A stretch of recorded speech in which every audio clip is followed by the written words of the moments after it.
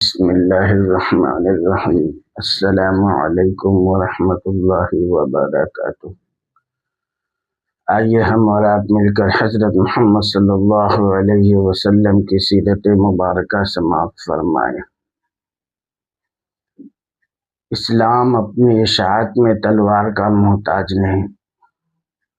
اور نہ فرضیت جہاد کا یہ مقصد ہو سکتا ہے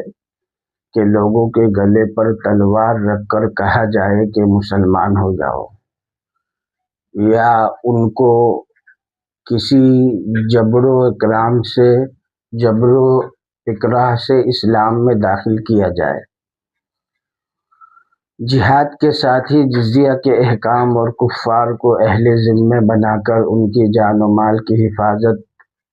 بالکل مسلمانوں کی طرح کرنے متعلق اسلامی قواعد خود اس کی شہادت ہے کہ اسلام نے کبھی کفار کو اسلام قبول کرنے پر بعد فرضیت جہاد بھی مجبور نہیں کیا، اس لیے کہ ایک منصف مزاج انسان کا فرض ہے کہ ٹھنڈے دل سے اس پر غور کرنے کے اسلام میں فرضیت جہاد کس غرض اور کن فوائد کے لیے ہوئی، اور اسے اس وقت یہ یقین کرنا پڑے گا کہ جس طرح وہ مذہب کامل نہیں سمجھا جا سکتا جس نے لوگوں کا گلا گھونٹ کر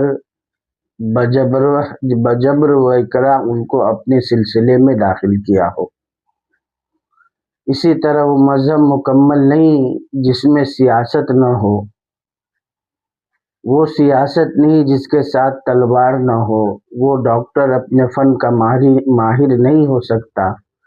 جو صرف مرہم لگانا جانتا ہے مگر سٹے ہوئے فاسد شدہ اعضاء کا آپریشن کرنا نہیں جانتا۔ کوئی عرب کے ساتھ ہو یا عجم کے ساتھ، کچھ بھی نہیں ہے تیغ نہ ہو جب قلم کے ساتھ۔ سمجھو اور خوب سمجھو کہ جب عالم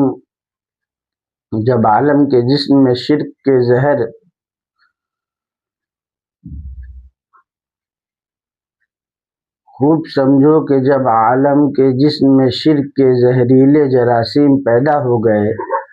اور وہ ایک مریض جسم کی طرح ہو گیا تو رحمت خداوندی نے اس کے لیے ایک مصلح اور متعلق طبیب ڈاکٹر حضرت صلی اللہ علیہ وسلم کو بھیجا، جس نے 53 سال تک متواتر